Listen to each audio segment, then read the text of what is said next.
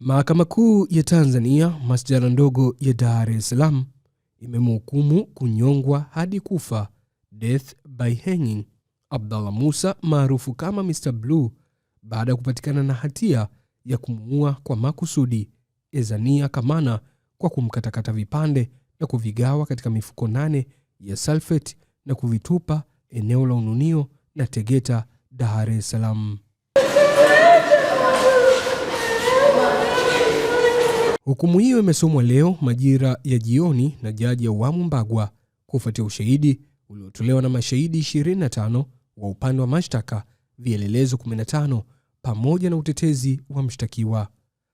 Akisoma hukumu hiyo, Jaji Mbagwa alisema ushahidi uliowasilishwa mahakamani hapo unajitosheleza kuthibitisha bila kuacha shaka la msingi kuwa mshtakiwa alitenda kosa hilo kwa makusudi.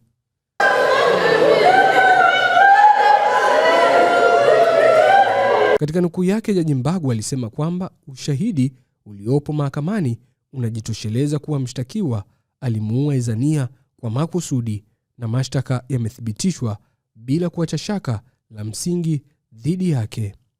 Abdallah Mussa Miraji, ninakutia hatiani kwa kosa la kumuua Ezania Kamana kwa makusudi.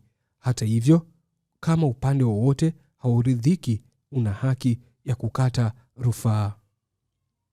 Kwa mujibu wa mahakama, mshtakiwa alitenda kosa hilo Agosti 19 ya mwaka 2024 katika eneo la Chang'ombe, wilaya ya Temeke, ambapo alimshambulia marehemu baada ya kutokea kwa ugomvi kati yao. Ilielezwa kuwa chanzo cha ugomvi huo kilihusishwa na madai ya fedha, ambapo marehemu alidai shilingi 100,000 kutoka kwa mshtakiwa, hali iliyosababisha mvutano ulioishia kwa tukio hilo la mauaji.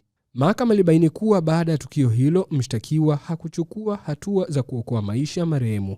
Badala yake aliondoka na mwili huo hadi nyumbani kwake kisha kutekelezea vitendo vya kuficha ushahidi.